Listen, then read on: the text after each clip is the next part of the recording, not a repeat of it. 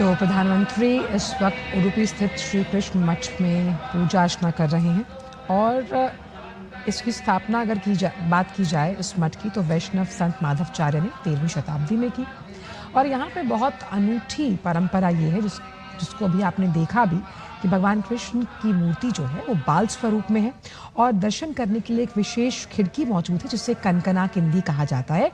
इसी के माध्यम से आप वहाँ पर दर्शन अभिलाषी बन सकते हैं। और ऐसी प्राचीन कथा है कि भक्त कनकदास का जो गहरा भक्तिभाव है उसी की वजह से ऐसा होता है।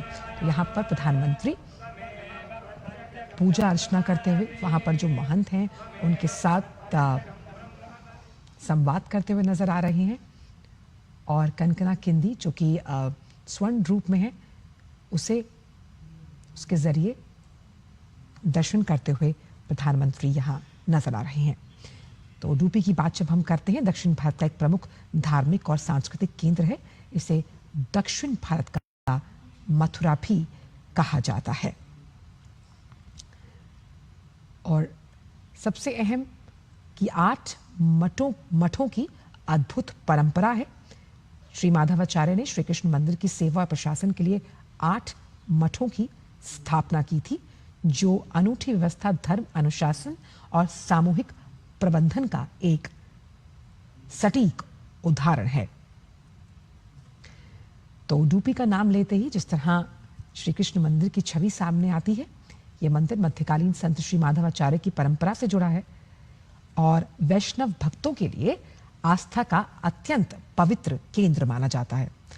अनूठी व्यवस्था, अनूठी बात यह कि भगवान कृष्ण के इस बाल स्वरूप के दर्शन अभिलाषी आप तभी बन पाते हैं जब वहां जो कनकना किंदी है, एक छोटी सी खिड़की से उनका दर्शन किया जाता है, दर्शन आप कर सकते हैं।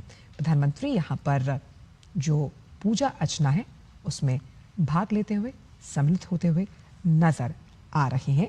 और ऐसी धार्मिक मान्यता है कि भक्त कवि कनकदास को इसी झरोके से दर्शन हुए थे। वो कहते हैं कि जिस तरह से भगवान को हम ढूंढते हैं, भगवान भी भक्त को देखकर आह्लादित होते हैं। यहाँ पर संकल्प लेते हुए प्रधानमंत्री और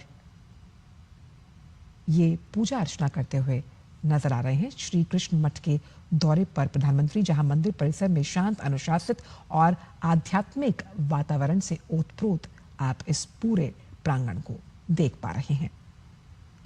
और वैदिक मंत्रोच्चार की वजह से जिस तरह से ये उडुपी का जो श्री कृष्ण मठ है वो श्रद्धालुओं के लिए सालों से आकर्षण का, भक्ति का, आध्यात्म का, ज्ञान का केंद्र रहा है। तो उडुपी स्थित श्री कृष्ण मठ के दौरे पर प्रधानमंत्री आध्यात्मिक और सांस्कृतिक उत्कृष्टता के लिहाज से आज अहम दिन, जब हम एक भारत श्रेष्ठ भारत की तस्वीर यहाँ पर सटीक होते हुए देखते हैं। प्रधानमंत्री यहाँ पर पूजा अर्चना के तमाम क्रियाकलापों में हिस्सा लेते हुए नजर आ रहे हैं। इस मंदिर से जुड़ी एक बहुत ही अहम मान्यता और भी है जिसका जिक्र अभी कुछ देर पहले नीरज भी कर रहे थे कि कैसे श्री माधवाचार्य ने समुद्र में तूफान में फंसे एक जहाज को अपनी दिव्य शक्ति से बचाया था।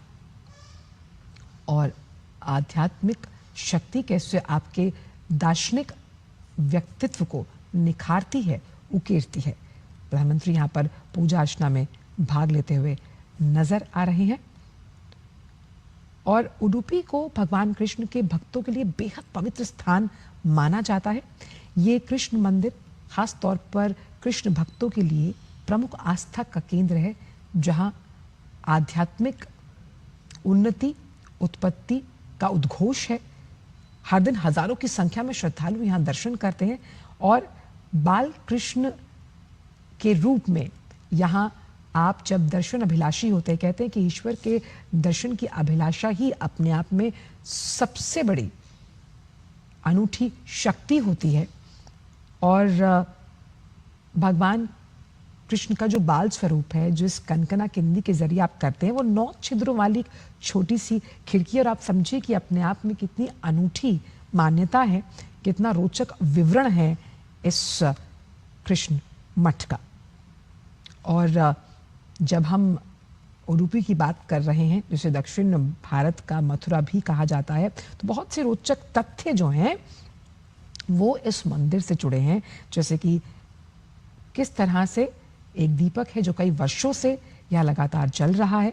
भगवान कृष्ण की जो बाल स्वरूप मूर्ति स्थापित है, हाथ में मक्खन और रस्सी पकड़े हुए है, और हर साल खास तौर पर जन्माष्टमी या फिर अगर हम भगवान कृष्ण से जुड़े जो तमाम महोत्सव होते हैं, उस वक्त इस पूरे श्री कृष्ण मठ की छटा देखते ही बनती है।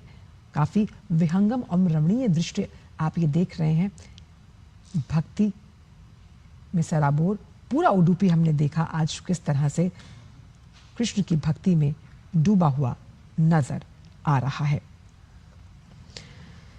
तो उडुपी का ये कृष्ण मंदिर, जहां प्रधानमंत्री इस वक्त दौरे पर हैं, और प्रधानमंत्री ने यहाँ पर पूजा अर्चना की और बड़े विधि विधान के साथ यहाँ पर उन्होंने पूजा अर्चना में भाग लिया, सम्मिलित हुए। और किस तरह से संत महंत जो हैं आने वाली पीढ़ियों के लिए इस तरह एक सकारात्मक सोच और ऊर्जा को पैदा करते हैं, यानी कि जिसकी नींव आज से 13वीं शताब्दी में श्री माधव आचार्य द्वारा रखी गई, उसी इतिहास को आज हम सब अपने ज्ञान चक्षुओं से देख रहे हैं। और किस तरह से आपका इतिहास ही आपके आने